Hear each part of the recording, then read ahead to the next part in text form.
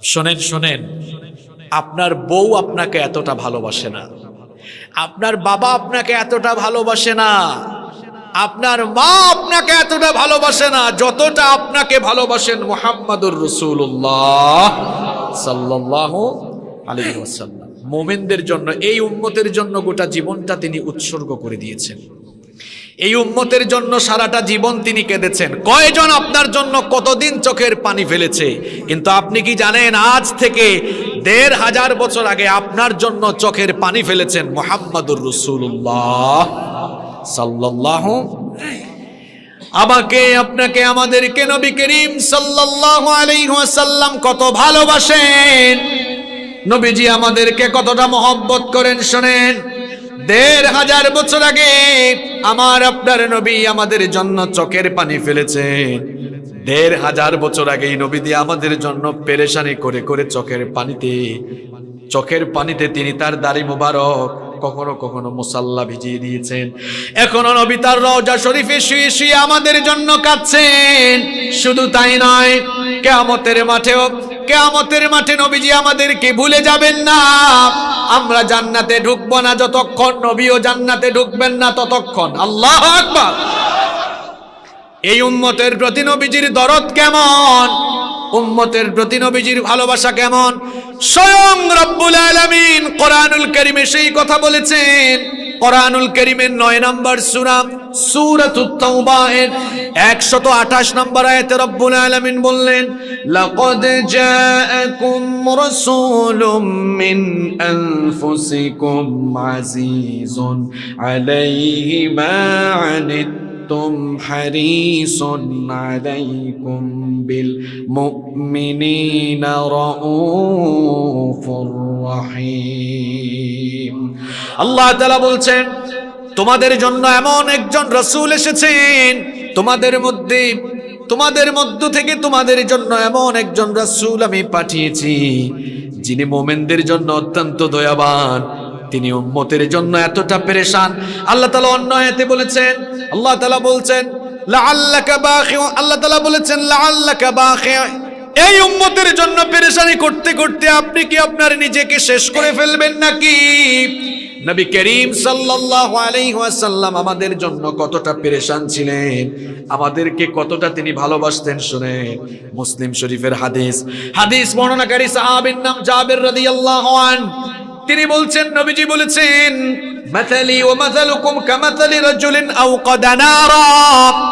নবীজি বলেছেন, আমার আর তোমাদের মাঝের সম্পর্কটা কেমন শোনো উম্মত, শোনো তোমাদের সাথে আমার মহব্বতের সম্পর্কটা কেমন। এশ কাকে বলে বুঝেন?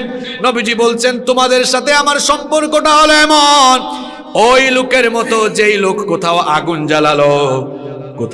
জ্বালানোর পরে সেখানে পতঙ্গমালা এবং ফড়িং এসে পড়তে লাগলো। লোকটা এটা দেখার পরে পতঙ্গ এবং ফড়িং গুলোকে বাঁচানোর জন্য সেগুলোকে সেখান থেকে তাড়িয়ে দিতে লাগলো। নবীজি বলছেন, প্রজ্বলিত আগুন থেকে ফড়িং এবং পতঙ্গমালাকে বাঁচানোর জন্য লোকটা যেমন অবিরাম প্রচেষ্টা করছে, আমিও ঠিক তেমনি আমার মায়ার উম্মতদেরকে জাহান্নামের আগুন থেকে বাঁচানোর পেরেশানি করছি। শোনেন শোনেন শোনেন, সারা জীবন আপনারা ওয়াজ শুনেছেন নবীকে কেমনে ভালোবাসা দেওয়া লাগবে, আজকে উল্টা ওয়াজ শুনেন। যেই নবীকে আপনারা ভালোবাসা দিবেন, আমরা তো সব জায়গায় স্বার্থ বুঝি, আগে গিভ এন্ড টেক সব জায়গায় আছে। আগে বোঝা দরকার কেন নবীকে ভালোবাসবেন। নবীকে এই জন্য ভালোবাসবেন, এই দুনিয়াতে আপনাকে যিনি সবচাইতে বেশি ভালোবেসেছেন তিনি মুহাম্মদ সাল্লাল্লাহু। আপনার বাবা আপনাকে এত ভালোবাসেন না, আপনার জন্মদাতা মা আপনাকে এত ভালোবাসেন না, প্রিয়তমা বিবিও আপনাকে এত ভালোবাসেন না যতটা আপনাকে ভালোবাসেন মুহাম্মাদুর রাসূলুল্লাহ। সবাই পড়েন সাল্লাল্লাহু আলাইহি ওয়াসাল্লাম। এই উম্মতের জন্য নবীজি কত কান্নাকাটি করেছেন, কত পেরেশানি করেছেন শুনেন। সহিহ ইবনে হিব্বানের ভেতরে এই হাদিস বর্ণিত হয়েছে। উম্মুল মুমিনিন আয়েশা রাদিয়াল্লাহু আনহা তিনি বলছেন, আমি সব সময় নবীজিকে উম্মতের জন্য পেরেশান দেখতাম, সব সময় আমি নবীজিকে উম্মতের জন্য বিষণ্ণ দেখতাম। আমি একবার নবীজিকে বললাম, বিষণ্ণ অবস্থায় দেখে নবীজিকে বললাম, ওগো আল্লাহর নবী, আপনি কি আমার জন্য একটু দোয়া করবেন না? নবীজি তখন বললেন, আয়েশা রে শোনো, তোমার জন্য এখনই আমি দোয়া করছি। আল্লাহর নবী হাত তুললেন, হাত তুলে নবীজি দোয়া করলেন, ওগো আমার রব, আমার আয়েশার আগের পরের সব গুনাহ মাফ করে দাও। আম্মা জান আয়েশা রাদিয়াল্লাহু আনহা এই দোয়া শুনে মুচকি হেসে মাথা নত করে দিলেন।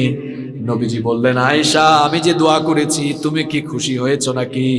আম্মা জান আয়েশা রাদিয়াল্লাহু আনহা বললেন, ওগো আল্লাহর নবী, আপনি দোয়া করেছেন, কেন আমি খুশি হব না? এটা তো আমার জন্য বড় আনন্দের বিষয়। নবীজি তখন বললেন, আয়েশা গো শোনো, তুমি আমাকে এতটা স্বার্থপর ভেবো না যে আমি কেবল তোমার জন্যই দোয়া করি। শোনো, আমি এখন যেমন তোমার জন্য দোয়া করলাম, আমি আমার প্রত্যেকটা নামাজে কেঁদে কেঁদে আমার প্রত্যেকটা উম্মতের জন্য আল্লাহর কাছে দোয়া করি। শুনেন শুনেন, যেই নবীকে আমরা ভালোবাসবো সেই নবী আমাদেরকে কতটা ভালোবেসেছেন, কত মহব্বত তিনি আমাদেরকে করেছেন।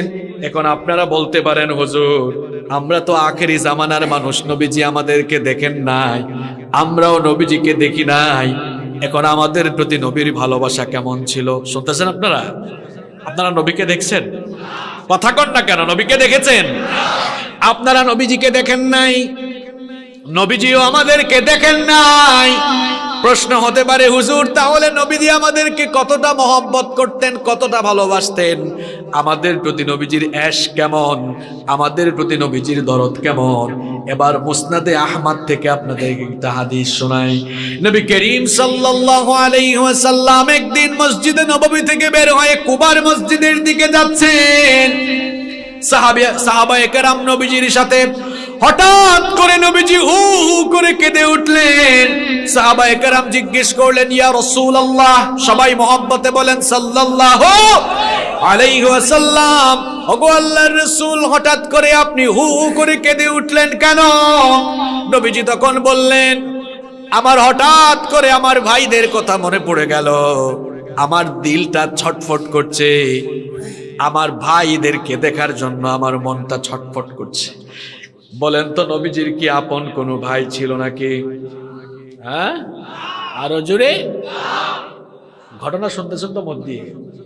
নবীজি সাহাবীদেরকে বললেন, আমার দিল ছটফট করতেছে, আমার ভাইদের সাথে ইচ্ছা করতেছে আমি নিজে গিয়ে দেখা করি। আল্লাহু আকবার। সাহাবায়ে কেরাম কথাটা বুঝলেন না, জিজ্ঞেস করলেন, ওগো আল্লাহর রাসূল, আপনার তো কোনো ভাই নাই, কাদের কথা আপনি বলছেন? নবীজি বলছেন, সাহাবীরা রে শোনো, তোমরা তো নিজের চোখের সামনাসামনি আমাকে দেখে ঈমান এনেছো। আমার মনে পড়েছে ওই শেষ জামানার আমার পাগলা আশেকদের কথা, পাগলা উম্মতের কথা, যারা আমাকে না দেখে ঈমান এনে আমার ইজ্জত রক্ষার জন্য জীবন দিতে প্রস্তুত হয়ে যাবে। সাহাবীরা তখন বললেন, ওগো আল্লাহর নবী, আখেরি উম্মত, আখেরি জামানার উম্মত যদি আপনার ভাই হয়, আমরা কি আপনার ভাই নই? কথা শুনতেছেন? আমরা কি আপনার ভাই নই? নবীজি তখন বললেন, না না, তোমরা আমার ভাই নও, তোমরা হচ্ছে আমার সাহাবী, তোমরা হচ্ছে আমার সাথী। ওই আখেরি জামানার শেষ জামানার উম্মত, তারা হলো আমার ভাই। আমার বাবারা, আমার ভাইয়েরা শোনেন, সেই সময়ে নবীজি সাহাবীদের চাইতে আমাদের প্রতি দরদ যদি এত বেশি দেখায় থাকেন, দুনিয়ায় যদি আমাদের প্রতি নবীজির দরদ বেশি হয়, বলেন তো দেখি হাসরের মাঠে আমাদের প্রতি দরদ বেশি হবে না কম হবে?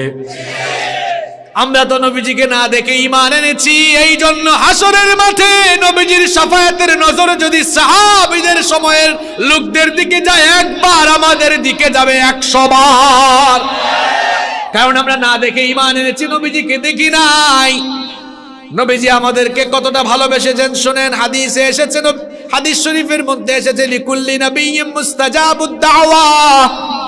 দুনিয়ার সকল পয়গাম্বার, সকল নবীদের জন্য একটা অপশন ছিল, সকল নবীকে আল্লাহ দোয়ার একটা বিশেষ সুযোগ দিয়েছেন। দুনিয়াতে সকল নবীকে আল্লাহ একটা সুযোগ দিয়েছেন, একটা দোয়া করার সুযোগ আল্লাহ সবাইকে দিয়েছেন। ওই দোয়া তারা করলে সঙ্গে সঙ্গে দোয়া যিনি কবুল করবেন, সবাই বলেন তিনি কে? আসতে বল। নবীরা সেই দোয়া দুনিয়ায় থাকাকালীন করে ফেলেছেন। যেমন দেখুন, কয়েকটা ঘটনা বলি। নূহ আলাইহিস সালাম তার এই স্পেশাল দোয়া তিনি দুনিয়াতে করে ফেলেছেন। নূহ পয়গাম্বরকে আল্লাহ 950 বছর হায়াত দিয়েছিলেন। 950 বছর হায়াত পেয়ে ব্যক্তিগতভাবে সমাবেশ করে দিনে রাতে তিনি তার কওমকে দিনের দাওয়াত দিয়েছিলেন। যতই তিনি দাওয়াত দিয়েছেন তার কওম তত আল্লাহর দিনের রাস্তা থেকে সরে গিয়েছে।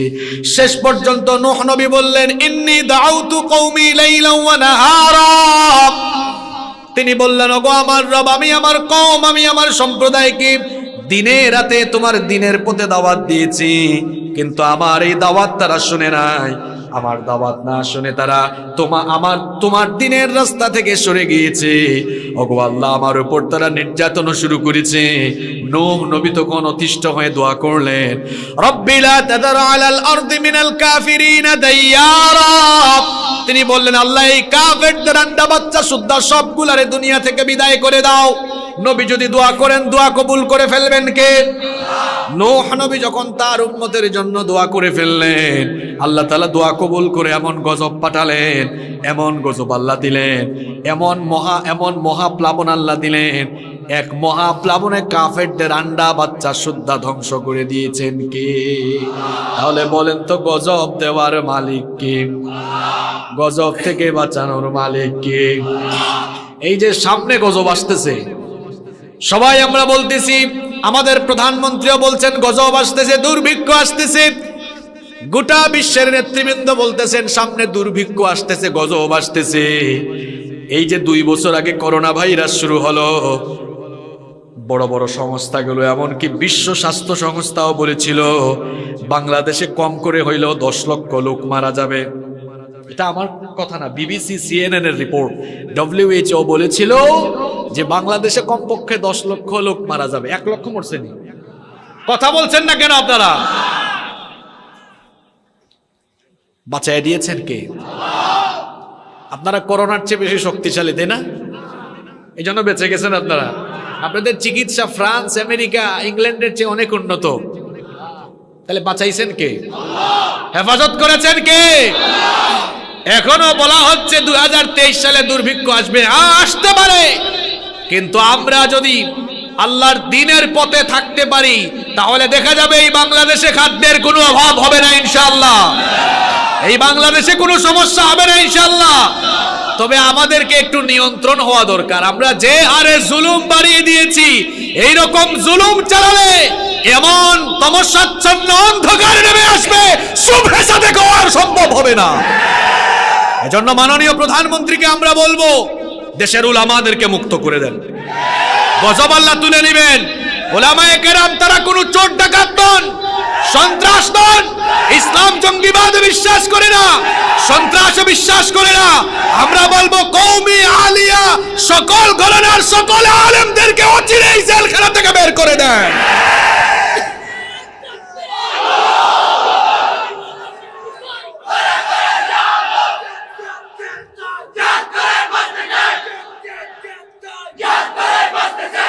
গজব দেওয়ার মালিক কে? কিছুদিন আগে চিত্রাং দিয়েছেন কে? চিত্রাং থেকে আমাদেরকে বাঁচাইছেন কে? কিন্তু মাঝে মাঝে আমরা এমন কথা বলি, আল্লাহর সাথে সাংঘর্ষিক হয়ে যায়। আমরা বলি দুর্যোগ আমরা মোকাবেলা করব। আপনার বিআই না চিত্রাং কি আপনার বিআই লাগে? যে আপনি এটাকে আপনারা চট্টগ্রামে কি বলেন? আমার বাড়ি তো সিলেট, আপনার সিলেট হয় কিতা ফাজ্জা খেলা না কিতা জানি ভাই, আল্লাহ জানে, আমি ভুলে গেছি। আপনারা কি বলেন? ওই যে হাতে হাত লাগায় পাঞ্জা খেলা মিলে গেছে, মাশাআল্লাহ। ওই যে চট্টগ্রাম আর সিলেট এক মারপেটের 2 ভাই আর কি, পাঞ্জা খেলা। বাপরে বাপ, দুর্যোগের সাথে দুর্যোগ মোকাবেলা করবে আপনার বিআই লাগে যে আপনি পাঞ্জা খেলবেন না? হাসিয়েন না, হাসাবার জন্য বলছি না, এগুলো মারাত্মক কুফরি কথা। বলা যায় এই রকম আসন্ন দুর্যোগ থেকে ক্ষয়ক্ষতি কমানোর জন্য আমরা প্রস্তুতি নিয়েছি। বাদবাকি আল্লাহ ভরসা, আল্লাহ আমাদেরকে হেফাজত করবেন ইনশাআল্লাহ। কথার মধ্যে আদব আছে না নাই? শোনেন শোনেন, মুখ দিয়ে বিশ্বকে জয় করা যায়, মুখ দিয়ে বিশ্বকে জয় করা। মুখের সুন্দর কথা থাকলে মহাগজ। দেখেন তো কথা, কথা কি জিনিস? কথার নাম লতা। ওইদিকে আইয়ুব আলাইহিস সালাম 18 বছর অসুস্থ, জবান দিয়ে এমন কথা বের করেছে, খুশি হয়ে গিয়েছে কে? বলেছে রব্বি আন্নী মাসানিয়াদ-দুররু ওয়া আনতা আরহামুর। ইউনুস নবী মাছের পেটে চলে গিয়েছে, এমন কথা এমন দোয়া মুখ থেকে বের করেছে, খুশি হয়ে গিয়েছেন কে? মাছের পেট থেকে বাঁচিয়ে দিয়েছেন কে? হ্যাঁ, ঠাডা ভরার পরেও বুঝি আমাদের হুঁশ ফিরে না। মুখের ভাষা ঠিক করা দরকার, বেশি বেশি জিকির আজকার করা দরকার, ইস্তেগফার করা দরকার, মুখের ভাষা সুন্দর করা দরকার। গুলাম মালিকের সামনে গুলামের মতোই থাকা লাগবে।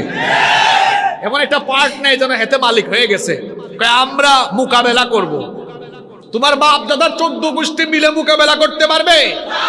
আল্লাহ যদি জমিনকে ধ্বংস করে দিতে চান, আল্লাহর কয়েক বছর সময় লাগবে। হ্যাঁ, একবার জলোচ্ছ্বাস উঠে দিলেই তো শেষ, সব শেষ। একটা নাড়া মারলেই তো সব শেষ ভূমিকম্প দিয়া। ভয় করতে হবে কাকে? আমি বলছিলাম, মনে আছে তো কোন জায়গায় ছিলাম? কোন জায়গায় ছিলাম বলেন তো দেখি? না না, চিত্রাঙ্গে না, একটা হাদিসে ছিলাম না? কোন হাদিসে ছিলাম? হ্যাঁ, মাশাআল্লাহ। সব নবীকে দোয়ার একটা বিশেষ সুযোগ দেওয়া হয়েছে। সব নবীরা সেই সুযোগ দুনিয়াতে কাজে লাগিয়েছেন। নূহ নবী তার উম্মতের জন্য বদদুয়া করে সেই দোয়াকে কাজে লাগিয়েছেন। ওইদিকে সুলাইমান নবী ওই দোয়াটা দুনিয়ায় করে ফেলেছেন। সুলাইমান নবী এমন দোয়া করেছেন, তিনি বললেন রব্বিগফিরলি রব্বিগফিরলি ওয়া হাবলি মুলকান লা ইয়ানবাগি লিআহাদিন মিন বাদি। তিনি বললেন আল্লাহ আমাকে মাফ করো, আর আমাকে এমন ক্ষমতার মালিক বানাও যেই রকম ক্ষমতা কিয়ামত পর্যন্ত আমার পরে আর কেউ পাবে। এই দোয়া কবুল করলেন কে? এই জন্য সুলাইমান নবীকে আল্লাহ এমন ক্ষমতাওয়ালা বানালেন, এই রকম ক্ষমতা আজ পর্যন্ত দুনিয়াতে কেউ পায় নাই, কিয়ামত পর্যন্ত কেউ পাবে। এই যুবকরা শোনো, সুলাইমান নবী কেমন প্রেসিডেন্ট ছিলেন জানো নাকি? সুলাইমান নবী আল্লাহর কাছ থেকে ক্ষমতা চাইয়া আনছে, সুবহানাল্লাহ। তিনি বলেছেন আল্লাহ এমন ক্ষমতার মালিক আমাকে বানাও যেই রকম ক্ষমতা আমার পরে কিয়ামত পর্যন্ত আর কেউ পাবে না। আল্লাহ বললেন সুলাইমান আমি তোমাকে এমন ক্ষমতা দিব রে সুলাইমান, যেই রকম ক্ষমতা পাওয়া তো দূরের কথা, এই রকম ক্ষমতার কথা মানুষ কোনোদিন কল্পনাও করতে পারবে। এমন ক্ষমতার মালিক আল্লাহ তাকে দিলে, এমন ক্ষমতার মালিক আল্লাহ তাকে বানালেন। পিঁপড়ার ভাষা বুঝতেন? পিঁপড়া, পিঁপড়া বুঝেন? অবাজি মুখে মুখ দিয়ে দেখি কথা আপনাদের হ্যাঁ বের হচ্ছে না, একেবারে কথা বলবেন না, মুখ দিয়ে হতা বাইর নয়। হ্যাঁ ওইব না? পিঁপড়া চিনেন? পিঁপড়া কোরআনে কারিমে পিঁপড়ার নামে সূরা আছে, সূরার নাম সূরা পিঁপড়া। আমি বাংলা বলছি, আপনারা পারেন নাকি? সূরাত ফিল মানে হাতি, ফিল মানে পিঁপড়া মানে হলো নামাল। সূরাতু আন নামাল, পিঁপড়ার নামে আল্লাহ কোরআনে সূরা দিয়েছেন। পিঁপড়ার কিচ্ছা ওই সূরার ভেতরে আছে। পিঁপড়ার কিচ্ছা যার সাথে ঘটেছে ওই নবীর নাম কি? সুলাইমান নবী পিঁপড়ার ভাষা বুঝতেন, পাখির ভাষা বুঝতেন, এমন ক্ষমতা। পাখির ভাষা বুঝতেন, এমন কি বাতাস তার হুকুম মানত। শুধু মানুষ নয়, জিন জাতিকেও তিনি শাসন করেছেন। বাইতুল মুকাদ্দাস মসজিদকে আপনারা চিনেন নাকি? গেছেন নাকি আপনারা? নাম শুনছেন তাই না? বাইতুল মুকাদ্দাস, এই মসজিদটা সুলাইমান নবী মানুষ দিয়ে নয়, জিন জাতি দিয়ে তিনি এই বাইতুল মুকাদ্দাস নির্মাণ করেছেন। আল্লাহু আকবার। এই ঘটনাও কোরআনে কারিমে এসেছে। সুলাইমান নবীকে আল্লাহ এমন ক্ষমতার মালিক বানালেন, এই রকম ক্ষমতা দুনিয়ার কেউ আর পায় না। বলেন তো দেখি, এক দেশ থেকে আরেক দেশের রাষ্ট্রপ্রধানরা যখন যায় কিসে চড়ে যায়? কোন যানবাহনে, কোন বাহনে চড়ে যায়? জোরে বলেন। বিমান। বলেন তো বিমানের মধ্যে ইঞ্জিন আছে না নাই? কটর কটর আওয়াজ আছে না নাই? শুনেন শুনেন, বাংলাদেশ থেকে যদি আমেরিকা সফরে যান, কম করে হলেও 9-10 ঘন্টা সময় লাগবে। 10-12 ঘন্টা সময় আপনার লেগে যাবে। এতে প্রাইম মিনিস্টার যাক আর প্রেসিডেন্ট যাক, 3-4 হাজার বছর আগে সুলাইমান নবী দুনিয়াতে ক্ষমতা চালিয়ে গিয়েছেন। উনি কেমনে সফর করতেন শুনেন। বিমানেও নয়, রকেটেও নয়। ওই যুগে বিজ্ঞানও ছিল না, বিজ্ঞানাগার ছিল না, বিজ্ঞানীও ছিল না। ওই যে তিনি দোয়া করছেন আল্লাহ এমন ক্ষমতা দাও যে ক্ষমতা কেউ আর পাবে না। আল্লাহ বললেন সুলাইমান এমন ক্ষমতা দিচ্ছি, কিয়ামতের আগের যুগের মানুষরা অবাক হবে, এমন ক্ষমতা সুলাইমান পাইছে কেমনে। সুলাইমান নবীকে আল্লাহ বললেন, এমন ক্ষমতার মালিক তোমাকে বানাবো, তোমাকে আমি ইঞ্জিন ছাড়া বাহন দিয়ে চড়াবো। আল্লাহু আকবার। সুলাইমান নবী বললেন, ওগো আল্লাহ, এটা আবার কেমন বাহন? আল্লাহ বললেন, তুমি তোমার সিংহাসনে উঠে বসো। তুমি যখন সিংহাসনে উঠে বসবা, ইঞ্জিন ছাড়া বিনা আওয়াজে বিনা ইঞ্জিনে বাতাসের মাধ্যমে বসার সঙ্গে সঙ্গে 1 মাসের পথ চলে যাবা। শুধু সুবহানাল্লাহ বললে চলবে না, বলেন এই রকম ক্ষমতা দুনিয়ার কেউ পাইছে? ওই বেটা পুতিন পাইছে? হ্যাঁ, জো বাইডেন পাইছে? তার বাপ দাদারা পাইছে? ভবিষ্যতে কেউ পাবে? উঠে সিংহাসনে বসেছে, আওয়াজ নাই, ইঞ্জিন নাই, বাতাসের মাধ্যমে 1 মাসের পথ চলে গিয়েছে। সুবহানাল্লাহ। আবার সন্ধ্যাবেলা 1 মাসের পথ ফিরেও এসেছে। আমি বলছিলাম, লিকুল্লি নাবিয়্যিন দাওয়াতুম মুস্তাজাবা, সকল নবীকে আল্লাহ দুয়ার একটা বিশেষ সুযোগ দিয়েছেন। সব নবীরা ওই দোয়াটা দুনিয়ায় করে ফেলেছেন, একজন ওই দোয়াটা করেন নাই, রেখে দিয়েছেন উম্মতের জন্য। তিনি আমাদের নবী মুহাম্মদুর রাসূলুল্লাহ সাল্লাল্লাহু আলাইহি ওয়াসাল্লাম। সারাটা জীবন কত কষ্ট করেছেন, 3 দিন 4 দিন না খাওয়া ছিলেন। তখন তিনি যদি আল্লাহর কাছে চাইতেন, আল্লাহ আমাকে আসমান থেকে খাবার দাও, আল্লাহ কি খাবার দিতেন না? ক্ষুধার্ত অবস্থায় সেই দোয়াটা করেন নাই। আবার তায়েফের ময়দানে যখন গিয়েছেন, তায়েফের কাফিরগুলো যখন নবীজির শরীর থেকে রক্ত ঝরিয়েছে, আল্লাহ যদি বলতেন আল্লাহ আসমান থেকে আমাকে সাহায্য পাঠাও, আল্লাহ কি পাঠাইতেন না? ওই দিনও আমার নবী দোয়াটা করলেন না। তায়েফের ময়দানে আমার নবীর শরীর মোবারক থেকে যখন রক্ত ঝরছে, মালাকুল জাবাল পাহাড়ের ফেরেশতা এসে বলল, ইয়া রাসূলুল্লাহ, সবাই পড়েন সাল্লাল্লাহু আলাইহি ওয়াসাল্লাম, আপনার শরীর মোবারক থেকে, দেহ মোবারক থেকে রক্ত ঝরছে, আমরা সহ্য করতে পারছি না। ওগো আল্লাহর নবী, আমি হলাম পাহাড়ের দায়িত্বে নিয়োজিত ফেরেশতা, আমার গায়ে আল্লাহ এত শক্তি দিয়েছেন, আপনি যদি আমাকে হুকুম করেন, 2 দিকের পাহাড় আমার হাতের তালুতে নিয়ে সবগুলা কাফেরদেরকে আমি মাটির নিচে দাবায় দিতে পারবো। আল্লাহর নবী, মায়ার নবী, দয়ার নবী, উম্মতের জন্য যার এত দরদ, সেই নবী বললেন, হে পাহাড়ের ফেরেশতা শোনো, আমি যদি আদেশ করি আর আমার আদেশ মতো যদি সবগুলা কাফেরকে মেরে ফেলো, একটা কাফেরও যদি বেঁচে না থাকে, তাহলে কার মুখে আমি পৌঁছে দিব লা ইলাহা ইল্লাল্লাহু মুহাম্মাদুর রাসূলুল্লাহ সাল্লাল্লাহু। আমার নবী তায়েফের ময়দানে যখন নির্যাতিত হয়েছেন, তখনও সেই দোয়াটা করেন নাই।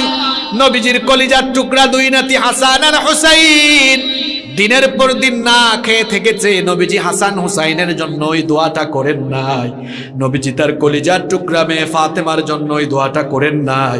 নবীজি তার জামাই আলী রাদিয়াল্লাহু আনহুর জন্য দোয়াটা করেন নাই।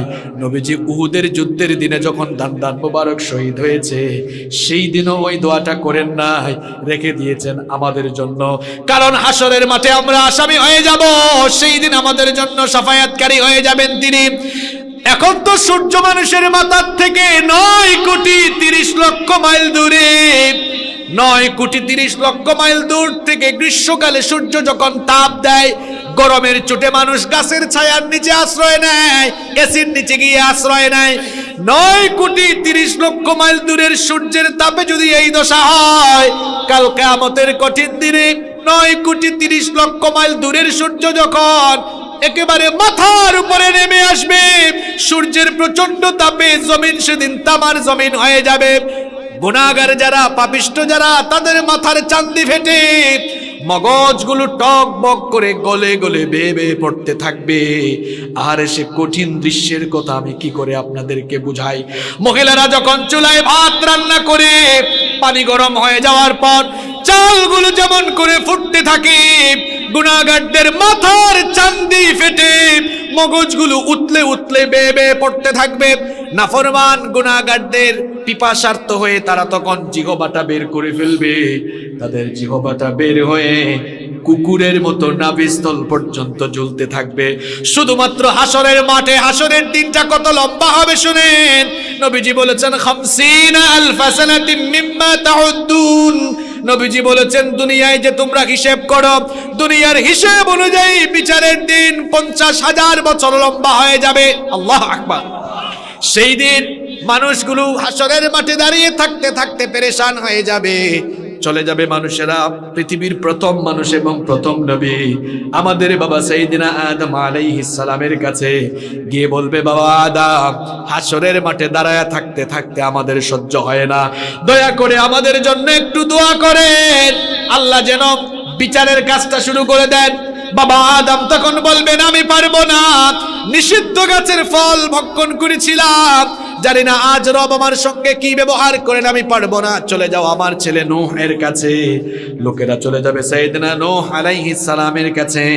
সাইয়েদনা নূহ আলাইহিস সালাম তখন বলবেন, আমি আমার উম্মতের জন্য বদদুয়া করেছিলাম, জানি না আজ আল্লাহ তাআলা আমার সঙ্গে কি ব্যবহার করে, আমিও পারবো না, চলে যাও মূসা কালিমুল্লাহর কাছে। লোকেরা গিয়ে দেখবে মূসা কালিমুল্লাহ নিজেকে বাঁচানোর ধান্দায় আছেন, নফসি নফসি জিকির করছেন। লোকেরা গিয়ে বলবে, ওগো নবী মূসা, দোয়া করেন আল্লাহ যেন বিচারের কাজটা শুরু করে দেয়। মূসা নবী বলবেন, ফেরাউনের বংশের এক লোককে একটা থাপ্পড় দিয়া দুনিয়া থেকে বিদায় করেছিলাম, জানি না আজ আমার সঙ্গে আমার রব কি ব্যবহার করেন, আমিও পারবো না, চলে যাও ঈসা রূহুল্লাহর কাছে। লোকেরা সাইয়েদনা ঈসা ইবনে মারইয়ামের কাছে যাবে। সাইয়েদনা ঈসা আলাইহিস সালাম বলবেন, আমিও পারবো না, কারণ খ্রিস্টানরা আমাকে আল্লাহর ছেলে বানিয়েছে, এত জায়গায় ঘোরাঘুরি কইরা আজ কোনো কাজ হবে না, চলে যাও আখিরে নবী মুহাম্মাদুর রাসূলুল্লাহ সাল্লাল্লাহু আলাইহি ওয়াসাল্লামের কাছে। লোকেরা যাবে নবীজির কাছে, যাবে গিয়ে দেখবে নবীজি মাকামে মাহমুদের কাছে। নবীজিকে গিয়ে বলবে, ওগো আল্লাহর নবী, হাসরের মাঠে দাঁড়ায় থাকতে থাকতে আমরা পেরেশান হয়ে গেছি, আল্লাহর কাছে আবেদন করেন আল্লাহ যেন বিচার শুরু করে দেন। নবীজির শাফায়াতের আগ পর্যন্ত, সুপারিশের আগ পর্যন্ত আল্লাহ বিচারই শুরু করবেন না। এমন সময় সাইয়েদনা জিবরিল আসবেন। সাইয়েদনা জিবরিল এসে বলবেন, ওগো আল্লাহর নবী, আপনি মাকামে মাহমুদের কাছে সাজদায় পড়ে পড়ে এত কান্না করছেন কার জন্য? আজকে তো হাসরের মাঠ, চলেন চলেন, জান্নাত আপনাকে দিয়ে উদ্বোধন করা হবে, আল্লাহ আপনাকে ডাকছেন, আল্লাহর সিংহাসনের পাশে আজকে আপনি বসবেন। নবীজি যাবেন, গিয়ে বলবেন, ওগো মাবুদ, তোমার সিংহাসনের পাশে যদি আমি বসে থাকি, ওইদিকে মিজানে আর পুলসিরাতে আমার উম্মতের কি দশা হয় আমি তো জানবো না।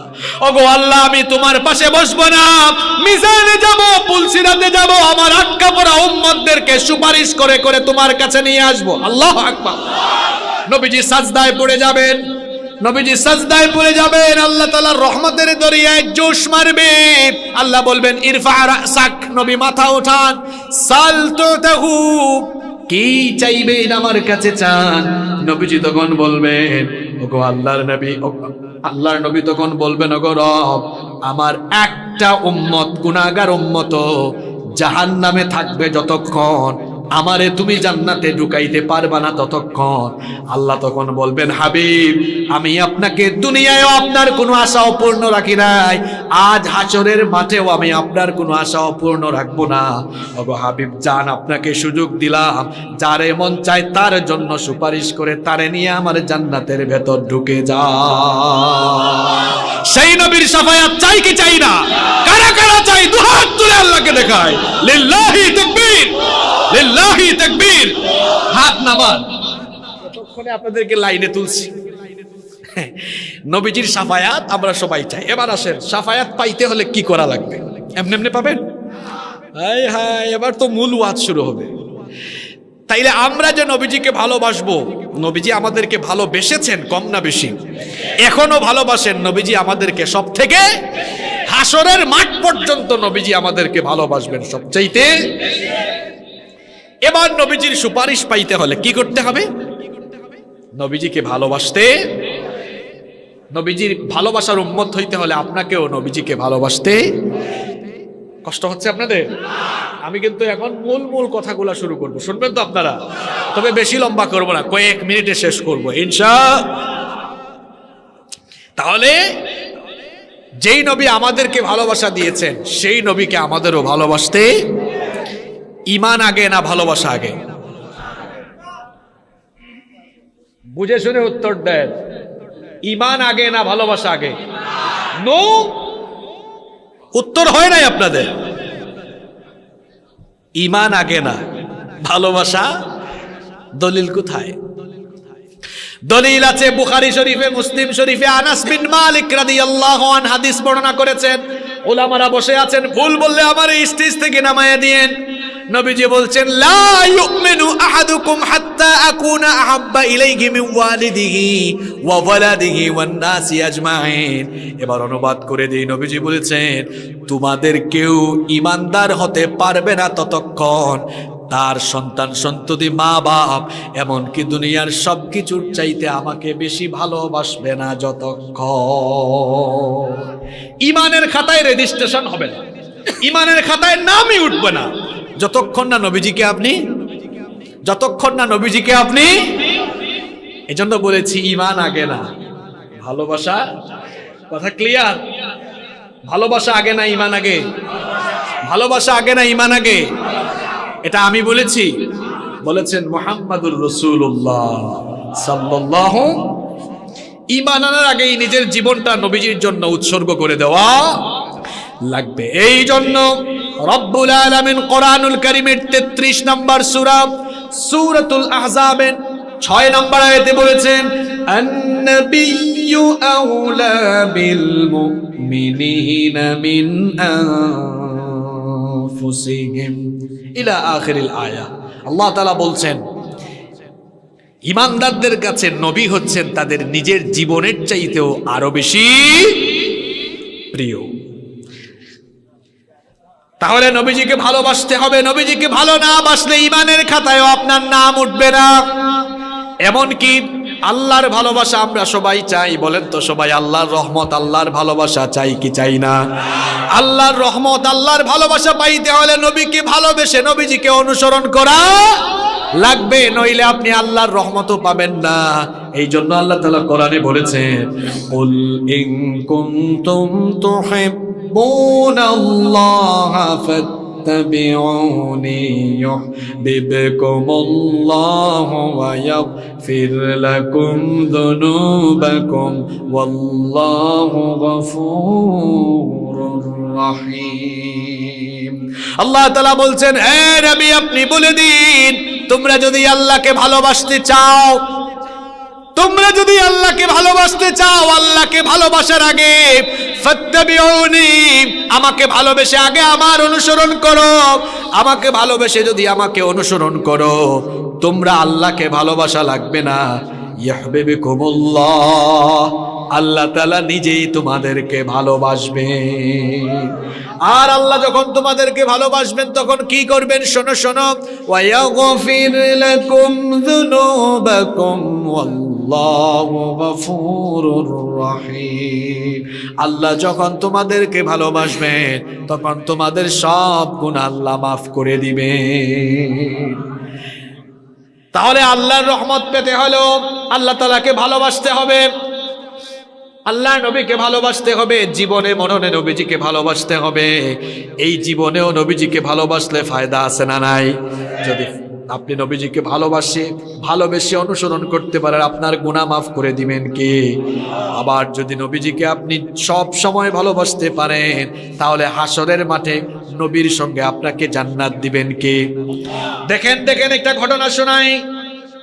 আনাস বিন মালিক রাদিয়াল্লাহু আনহু মুসনাদে আহমদে এই হাদিস বর্ণিত হয়েছে। তিনি বলছেন, আন্না রাজুলান ক্বাল ইয়া রাসূলুল্লাহ, সবাই পড়েন সাল্লাল্লাহু আলাইহি ওয়াসাল্লাম। আনাস রাদিয়াল্লাহু আনহু বলছেন, একবার এক লোক নবীজির কাছে আসলো, এসে বলল, মাতাসা, ওগো আল্লাহর নবী কিয়ামত কখন হবে? নবীজি তখন বললেন, ওয়া মাযা আ'দাদতা লিস-সা, কিয়ামতের জন্য তুমি কি প্রস্তুতি নিয়েছো? কোনো প্রস্তুতি আছে নাকি? লোকটা বলল, না, তেমন কোনো প্রস্তুতি নাই, শুধু আমি আল্লাহ আর আপনাকে নিজের জীবনের চাইতে বেশি ভালোবাসি। নবীজি বললেন, ফা ইন্নাকা মা'a মান আহবাবতা, তুমি যাকে ভালোবেসেছো কিয়ামতের দিন তুমি তার সঙ্গে থাকতে পারবা। তাহলে বোঝা গেল নবীজিকে ভালোবাসলে দুনিয়ায়ও লাভ, আখিরাতেও। এবার প্রশ্ন হচ্ছে, হুজুর ভালোবাসবোটা কেমনে? রবিউল আউয়াল মাস আসলে সারা মাস জিলাপি খাইয়া বিরিয়ানি খাইয়া ভালোবাসা দেখাবো? এর নাম ভালোবাসা? না না না না না না না। এই ভাই আগে কথা বলবেন না, বলছি না আমি মূল মূল কথাগুলো এখন শুরু করব। আক্রমণাত্মক কথা বলা আমার নিজের পছন্দ। আপনি কথা বলবেন বুঝার কথা, যাতে করে আপনাকে দুশ্মন ভাবে এমন লোক যেন আপনাকে বুঝে, আপনার আদর্শে প্রভাবিত হয়ে সেও যেন আপনার পথে চলে আসে, এমনটাই হওয়া উচিত। আল্লাহ আমাদেরকে বুঝার তৌফিক দান করুন। ভাইয়েরা শুনতেছেন আপনারা, যুবকরা তোমরা ভালো করে শোনো। আজকে এমন ওয়াজ শুনবা যে ওয়াজ জীবনেও শুনো নাই। ভালো করে শোনো যুবকরা, ভালো করে শোনো। বাবাদেরকে তো তুমি করে বলতেছি না, আপনারা তো আমার বাবার বয়সী। আমার বাবারা ঘুম পাইতেছে আপনাদের, কেউ কেউ ঝিমাইতেছে, দেখি যুবকরা একটা তাকবীর দিয়া বাবাদের ঘুম ছোটায় দাও, লিল্লাহি তাকবীর। তোমরা বিয়ে শাদী করো নাই, বিয়ে শাদীর আগে যে স্লোগানটা দিলে এটা লজ্জা লাগতেছে আমার। হ্যাঁ, বিয়ের আগে যদি তোমাদের এনার্জির অবস্থা এরকম হয়, দেখি তো বিবাহিতদের অবস্থা কেমন। নারে তাকবীর, আল্লাহু আকবার, নারে তাকবীর, আল্লাহু আকবার। ঠিক আছে, ঘুম চলে গেছে অনেকের। এবার শোনেন, তাহলে নবীজিকে ভালোবাসতে হবে। নবীজিকে ভালোবাসা এটা ঈমানের। প্রশ্ন হলো নবীজিকে ভালোবাসবো কেমনে, ভালোবাসার নমুনা কেমন হবে, ভালোবাসার দাবিটা কেমন হবে। বেশি না, আজকে মাত্র 6টা পয়েন্ট এখান থেকে মুখস্থ করে তারপরে বাড়িতে দিব। কয়টা? এই 6টা আমল যার ভিতরে আছে বুঝতে হবে নবীর ইশক তার ভিতরে। আর এই 6টার কোনোটা যার ভিতরে নাই, বুঝতে হবে এটা আশিক রাসূল না, এটা একটা খাঁটি ভণ্ড। কয়টা পয়েন্ট? কয়টা? আরো জোরে কয়টা? তাইলে নবীজিকে ভালোবাসতে হলে কয়টা কাজ করতে হবে? রেডি সবাই রেডি? মুখস্থ করা যাবে তো 6টা? শুরু হচ্ছে নাম্বার 1। রেডি সবাই? নবীজিকে ভালোবাসতে হলে নবীজির জীবন স্টাডি করতে হবে। 1 নাম্বার, নবীজির কি করতে হবে?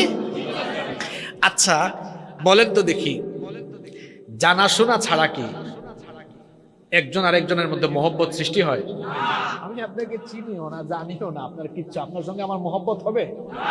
মহব্বতটা হবে তখন, ইশকটা বাড়বে তখন, গভীরতা হবে তখন, যখন দুজনের জানাশোনাটা বেশি ভালো হবে। তাইলে নবীজিকে ভালোবাসা বা নবীজির প্রতি ইশক বাড়বে তখন নবীজির ব্যাপারে জানবো। আমি হাত তুলাইয়া আপনাদেরকে লজ্জা দিব না, কেউ হাত তুলবেন না। আমি যদি এখন প্রশ্ন করি, আমরা যারা নিজেদেরকে আশিকে রসুল বলি, সম্মানিত আশিকে রসুল ভাইয়েরা, আমরা যেই নবীকে এত ভালোবাসি দাবি করি, ওই নবীর জীবনে একবার হইলেও পড়ছি এরকম কে আছি? আমার মনে হয় না, আমি জবাব দিতে বলি নাই, আমার মনে হয় 100-র মধ্যে 90টার বেশি হাত উঠবে যে আমরা একবারও। আচ্ছা বলেন তো, যে ব্যক্তি নবীজির জীবন একবারও পড়ে নাই, হে ইশকের কি বুঝবে, এ সুন্নতের কি বুঝবে? নবী কেমনে কথা বলতেন, নবী কেমনে ঘুমাইতেন, নবী কেমনে খাইতেন, নবী কেমনে চলতেন, চলনে বলনে, শুইতে বসতে হাঁটতে কথা বলতে খাইতে সব জায়গায় নবীজির চরিত্রকে অনুসরণ করতে হলে নবীজির ব্যাপারে আগে কি করতে হবে? মানতে গেলে জানতে হয়, জানতে গেলে না, মানতে গেলে জানতে হয়, জানতে গেলে পড়তে হয়। মুসলমান এখন পড়াশোনায় নাই, হায় হায় হায়, মুসলমান এখন খালি মিছিল আর বিরিয়ানি খাওয়ার দান্দায়, পড়াশোনায় নাই। যদি পড়াশোনা করতো, মিলাদ আর সিরাত নিয়ে মুসলমান ঠেলাঠেলি করতো না। কারণ একজন মানুষের জীবনী শুরু হয় মিলাদ থেকে, মিনাল মিলাদি ইলাল ওয়াফাতি। জন্ম থেকে মৃত্যু পর্যন্ত পুরাটাকে কি বলা হয়? আরবিতে সিরাত বলে। আমি অবাক লাগে, বাংলাদেশে যে পরিমাণ কিলাকিলে, এটা কোন দেশে কয় তুই সিরাত বলস কেন? আমি মিলাদি, তুই সিরাতি। যুবকরা শোনো, তোমরা তো সচেতন ভাই। আচ্ছা তোমরা আমাকে বলো তো, জবাব দাও, যুবকরা বলো, মিলাদ এটা বাংলা শব্দ? বলো, ইটস এন অ্যারাবিক ওয়ার্ড, এটা আরবি শব্দ। তোমাদের মাথা যেন কেউ খাইতে না পারে, আমি বুঝাই দিচ্ছি, আমার কথা বিশ্বাস না হলে তোমরা পড়াশোনা করবে। এই যে উলামারা বসে আছেন, মিলাদ ইটস এন অ্যারাবিক ওয়ার্ড, এটা আরবি শব্দ। বাংলা অভিধান খুলে দেখো, আরবি অভিধান খুলে দেখো, মিলাদ এর বাংলা অর্থ হলো জন্ম। এবার আসেন সিরাত, আরবি শব্দ, এটার অর্থ হলো জীবনী তোমরা ইংরেজিতে বলো না যুবকরা, ছাত্ররা? বায়োগ্রাফি। বায়োগ্রাফি, বায়োগ্রাফিকে আরবিতে কি বলা হয়? তাহলে কথা ক্লিয়ার? আচ্ছা, মনে করো ছাত্ররা বলো, পরীক্ষায় প্রশ্ন আসছে বাংলাদেশের স্বাধীনতার স্থপতি মরহুম বঙ্গবন্ধু শেখ মুজিবুর রহমান সাহেবের জীবনী সংক্ষেপে লেখো। পরীক্ষায় এরকম প্রশ্ন আসে না? আচ্ছা, আমরা যখন কারো জীবনী লেখা শুরু করি, বিয়ে শাদী থেকে লেখা শুরু করি না জন্ম থেকে শুরু করি? মৃত্যু থেকে শুরু করি না জন্ম থেকে শুরু করি? তাহলে জীবনী বলতে গেলে, সিরাত মানে জীবনী, সিরাত বলতে গেলে বা লিখতে গেলে জন্মটা এসে যাবে। কিন্তু শুধু জন্ম নিয়ে আলোচনা করলে তো মৃত্যু আর আপনার জীবনী আর থাকে না। এই জন্য মিলাদ যার, সিরাত তার। সিরাত যার, মিলাদও। এখন যুবকরা, ছাত্ররা, তোমাদের সামনে মিলাদি আর সিরাতি দুই গ্রুপ মারামারি করলে গিয়া বুঝাইবা, আরে ভাই দুইটা আরবি শব্দ অর্থ বুঝেন আপনি? একটা হইলো জন্ম আর একটা হইলো জীবন, বুঝাবেন এমনে? মনে করেন ভাই পরীক্ষায় আসছে শেখ মুজিবুর রহমান সাহেবের জীবনী লেখো, জীবনীটা জন্ম থেকে শুরু হবে না? তাহলে মনে করেন রাসূলুল্লাহ সাল্লাল্লাহু আলাইহি ওয়াসাল্লামের জীবনী আমরা যখন শুরু করব, তখন কি ওনার মিলাদ জন্ম বাদ দিয়ে শুরু করব? ওনার জন্ম থেকেই তো আমরা আলোচনা করি, জন্মের কথা বলিও। কিন্তু না, আমরা এটা নিয়ে মারামারি করলাম। শোনেন শোনেন, আমরা হুজুররা হুজুরদের সাথে যে কিলাকিলি করি, আমরা যদি সব হুজুররা আমাদের ভক্তদেরকে বলতাম, সম্মানিত ভাইয়েরা, সম্মানিত আশেক রাসূলরা, সবাই নবীজির জীবনী বেশি বেশি পড়বেন, নবীজির জীবনী গিফট করবেন, তাইলে দেখতেন আমাদের ভক্তরাও এত ঠেলাঠেলি করতো। এই রবিউল আউয়াল মাস গেল, আমরা যে পরিমাণ গরু জবাই করছি, যে পরিমাণ জিলাপি খাইছি, আমরা যদি এই পরিমাণ টাকার কিতাবাদি কিনতাম, নবীজির জীবনী সুন্দর সুন্দর পাওয়া যায় না, কিনে যদি মানুষকে গিফট করতাম, তাহলে নবীজির জীবনী মানুষ আরো বেশি জানতো। আমার নবীর জীবনী জানতে হলে তো পড়তে হবে। আমার যুবকগুলো আশেক রাসূল হইতে চায়, আশেক রাসূল হইতে চাই না আমরা? এখন নবীজি কাপড় কেমনে পরতেন, কোথায় পরতেন, কতটুকু কাপড় পরতেন, এটা আমরা জানতে হলে সরাসরি নবীর জীবনী পড়া দরকার না? আমার নবী খাইতেন কেমনে, কথা বলতেন কেমনে, ঘুমাইতেন কেমনে, সকালবেলা করতেন কি, দুপুরে করতেন কি, সন্ধ্যাবেলা করতেন কি, এগুলো জানতে হলে নবীজির জীবনী পড়ার দরকার আছে না? হায় হায় হায়, আমরা এখনো নবীজির জীবনী পড়লাম না। আর এরা কি করছে জানেন? অমুসলিমরা নবীজির জীবনী পড়ে ফেলেছে। শোনেন, কয়েকজন খ্যাতিমান লোকের কথা বলে। মহাত্মা গান্ধীর নাম শুনছেন আপনারা? খুব বড় মুসলমান, তাই না? কে? Who is Mahatma Gandhi? Father of India, যাকে মানে ফাদার অফ ইন্ডিয়া বলা হয়। ব্রিটিশ খেদাও আন্দোলনের অন্যতম পুরোধা তিনি ছিলেন। লোকটা জাতে কি? জোরে বলতে হবে, ওই পেছন থেকে আওয়াজ আসতে হবে। লোকটা জাতে কি? এই লোকটা নবীজির জীবনী পড়েছে। এখন ইন্টারনেটের যুগ, গুগলে সার্চ করবেন the comment of Mahatma Gandhi about prophet Muhammad সাল্লাল্লাহু আলাইহি ওয়াসাল্লাম, চলে আসবে। এই লোকটা নবীজির জীবনী পড়ে কি বলেছে জানেন? কয়, এতদিন জানতাম, আমি লোকমুখে শুনতাম যে পৃথিবীতে ইসলাম নাকি তরবারি দিয়ে এসেছে। না, এটা ভুল।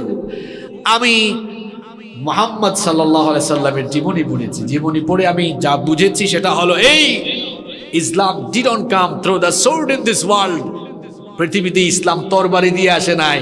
এই পৃথিবীতে ইসলামের আদর্শ বিজয়ী হয়েছে মুহাম্মদুর রাসূলুল্লাহর চারিত্রিক সুভাষ দিয়ে। সুবহানাল্লাহ।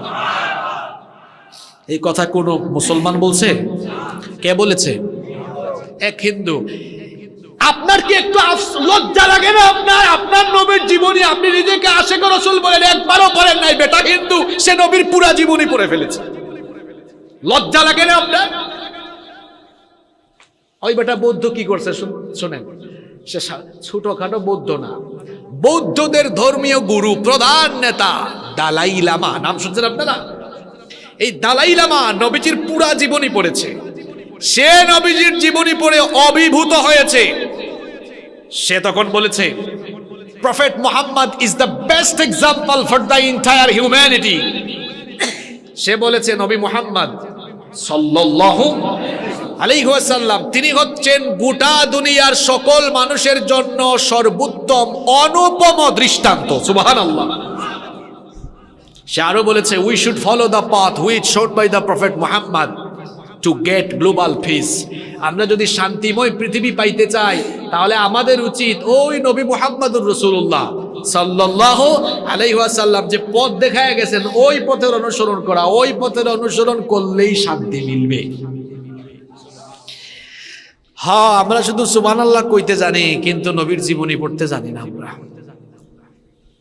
আর ওই বেটা খ্রিস্টান কি করছে বললাম তো, হিন্দু আর বৌদ্ধের কথা। মাইকেল এইচ হার্ট, তার একটা বই গোটা পৃথিবীতে পরিচিত, দি 100, বিশ্বের 100 শ্রেষ্ঠ মনীষী জীবনী। সেখানে সে অ্যাডাম অর্থাৎ আদম আলাইহিস সালাম, জোসেফ মানে ইউসুফ আলাইহিস সালাম, আব্রাহাম, ইব্রাহিম আলাইহিস সালাম, জেসাস ক্রাইস্ট অর্থাৎ যিশু খ্রিস্ট, আমরা যাকে ঈসা আলাইহিস সালাম বলি, এদের জীবনী এনেছে। শুধু তাই নয়, Isaac Newton, Benjamin Franklin, Dalai Lama, এদের জীবনী এনেছে। লোকটা যাতে খ্রিস্টান, উচিত ছিল যে এই 100 জনের জীবনী উল্লেখ করছে সবার উপরে সে যিশু খ্রিস্ট অর্থাৎ ঈসা আলাইহিস সালামের জীবনীটা লেখা, এটাই উচিত ছিল। কিন্তু মজার ব্যাপার হলো সে সবার উপরে যার নাম লিখেছে তিনি মুহাম্মাদুর রাসূলুল্লাহ সাল্লাল্লাহু আলাইহি ওয়াসাল্লাম। লোকটা খ্রিস্টান হইয়া যে কামটা করছে, এখন খ্রিস্টানটা খুশি না বেজার? আবাজি কথা বলেন, খুশি না বেজার? বেজার। খ্রিস্টানটা তখন বলল, মাইকেল এই ছাড়, এটা কোনো কামের কাম করলো? একজন খ্রিস্টান হইয়া মুসলমান ধর্মের নবীর নাম উপরে লেখছে, এটা কোনো কামের কাম করছে? মাইকেল এইচ হার্ট তাদের সমালোচনার জবাব দিয়ে বললেন, শোনো শোনো, তোমরা যারা না বুঝে আমার সমালোচনা করছো, শোনো, ওনার নাম এমনি এমনি উপরে উঠাই নাই, সিরিয়ালে প্রথম রাখি নাই। He was the only man in history, he was the only man in history who was supremely successful on both the religious and secular level. আমি যার নাম উপরে লিখছি, উনি কে চেনো? চেনো? উনি হচ্ছেন এই দুনিয়ার একমাত্র ব্যক্তি যিনি ধর্মীয় জাগতিক সকল ক্ষেত্রে সমান তালে সফলতার দৃষ্টান্ত রেখেছেন। আল্লাহু আকবার। এতটুকু বলেই শেষ করে নাই, সে আরো বলেছে he was an undisputed leader in this world. সে বলেছে, যাকে নিয়ে এত সমালোচনা করছো, যার নাম উপরে লেখার কারণে উনার জীবনী পড়ো, পয়লা দেখো, উনি হচ্ছেন এই পৃথিবীর একজন অবিসংবাদিত নেতা।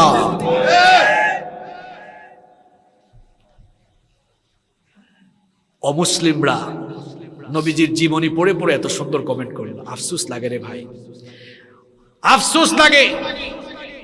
আমরা কলেজে পড়ি, বিশ্ববিদ্যালয়ে পড়ি, আমরা অনেকে মাস্টার ডিগ্রি শেষ করে ফেলেছি, পিএইচডি শেষ করে ফেলেছি, শত শত বই পড়েছি, আমরা হাজার হাজার কিতাব পড়েছি, লক্ষ লক্ষ পৃষ্ঠা আমরা উল্টাইছি পড়েছি, কিন্তু আমরা অনেক মুসলমান আছি নবীজির জীবনী জানার জন্য ছোট্ট একটা বই কিনে আমরা কিছু পেজ উল্টাইয়া নবীজির জীবনী পড়তে পারি নাই। আফসোস লাগে। আসুন আমরা আজকের এই মাহফিল থেকে সিদ্ধান্ত নেই, আন্দরকিল্লায় যান না আপনারা, নবীজির জীবনী নিয়ে লেখা সুন্দর সুন্দর অথেন্টিক সুন্দর সুন্দর কিতাব আছে, যেমন আর রাহিকুল মাখতুম, সিরাত ইবনে হিশাম রাহমাতুল লিল আলামিন। আচ্ছা, একটা বইয়ের বলি কথা, মনে মনে আবার মিটিং করেন না, আচ্ছা হুজুর যে বইয়ের নাম বলছে এটা কি কোনো দলের বই নাকি? না, এটা আন্তর্জাতিকভাবে সিরাতের কম্পিটিশন হয়েছে, অর্থাৎ নবীজির জীবনী এর উপরে একটা আন্তর্জাতিক কম্পিটিশন হয়েছিল। ওই আন্তর্জাতিক কম্পিটিশনে এই বইটা পৃথিবীব্যাপী ফার্স্ট হয়েছে। এটা কোনো দলেরও লেখা না, এটা অথেন্টিক একটা বই, ছোট্ট একটা বই, বাংলায় অনুবাদও আছে, বাংলা অনুবাদও বেশি না, 200-250 টাকা দাম হতে পারে। নাম কি? আর রাহিকুল, সবাই বলা লাগবে জুড়ে, বলেন বইটার নাম কি? আর রাহিকুল। সবাইকে সবক দিলাম, 1 নাম্বার সবক, সবাই আমরা আশিকে রাসূল না, 1 নাম্বার কাজ নবীজির জীবনী জানবো, জানার জন্য একটা বই কিনবো। বইটার নাম কি? জোরে বলেন, বইটার নাম কি? আর রাহিকুল মাখতুম। আর বিয়ে শাদীর দাওয়াত পান না? বিয়ে শাদীতে যাবেন, যে গিফটই দেন সাথে একটা আর রাহিকুল মাখতুমও দিয়ে দিবেন, ঘরে ঘরে নবীজির জীবনে ঢুকাই দিবেন। এই যে রবিউল আউয়াল মাস গেল, আমরা যদি সবাই সবার সামর্থ্যের আলোকে মানুষকে কিছু বই হাদিয়া দিতাম, নবীজির জীবনীটা পড়লে, শোনেন, মানুষ যত শিক্ষিত হবে, যত শিক্ষার আলো জ্ঞানের আলো ভেতরে ঢুকবে, সমাজ থেকে ফিতনা ফাসাদ শুধু কমতে থাকবে। এখন তো শিক্ষা নাই, আপনাদের কথা কি বলতাম, আপনাদের কথা কি বলতাম? এই চেয়ারে বসে যারা কথা বলে হিসাব করে দেখেন, বেশিরভাগই পড়াশোনা করে না, গবেষণা করে না। আপনাদের কথা কি আর বলতাম, কুরআন তেলাওয়াত শুদ্ধ না, হেরা এই চেয়ারকে কলঙ্কিত করছে। জন্য নবীজির হাদিসও আমার মনে পড়ে গেল, আখিরি জামানায়, ফিতনার জামানায়, শেষ জামানায়, কিয়ামতের আগে, কিয়ামতের লক্ষণ হলো মানুষ জাহেলদেরকে আলেমের চেয়ারে বসাবে। মানুষ জাহেলদেরকে আলেমের চেয়ারে বসাবে। সকাল বিকাল রাতে মাহফিল করে, পড়াশোনার টাইম কই? নিজেও পড়াশোনা করে না, মানুষকেও পড়াশোনার কথা বলে না। আমার বাবারা, আমার ভাইয়েরা, পড়বেন, বেশি করে পড়াশোনা করবেন, জ্ঞানের আলোয় আলোকিত হতে পারবেন ইনশাআল্লাহ। নবীজিকে ভালোবাসতে হলে কয়টা কাজ করতে হবে? এক নাম্বার কি করতে হবে? নবীজির জীবনী স্টাডি না, শুধু কার জীবনী স্টাডি করতে হবে? কারণ নবীজি যদি চোখের সামনে থাকতেন তাহলে স্টাডি করা লাগতো? দেখে দেখে সব আমরা শিখে ফেলতাম। নবী কেমনে ওযু করছেন, নবী কেমনে খাইছেন, নবী কেমনে ঘুমাইছেন, কেমনে কথা বলতেন, দেখে দেখে শিখতে পারতাম। যেহেতু নবীজি আমাদের চোখের সামনে নাই, নবীজির সিরাত জীবনী আমাদের জানার দরকার আছে না নাই? ভালোবাসতে হলে এক নম্বরে কি করব? নবীজির জীবনী আমরা ইনশাআল্লাহ। আসেন দুই নম্বর সবক। আচ্ছা বলেন তো, যে যাকে ভালোবাসে তার কথা তার বেশি মনে, তাই না? মনে করেন আপনার স্ত্রীকে আপনি খুব ভালোবাসেন, তাহলে সকাল সন্ধ্যায় দিনে রাতে মনে পড়বে না? এখন আমরা যদি বলি আমরা নবীজিকে খুব ভালোবাসি, তাহলে আপনারও নবীজিকে বেশি বেশি স্মরণ করা লাগবে। আর নবীজিকে স্মরণ করলেই একটা প্রক্রিয়া আল্লাহ শিখাইছেন, নবীর উপর কি পড়তে হবে?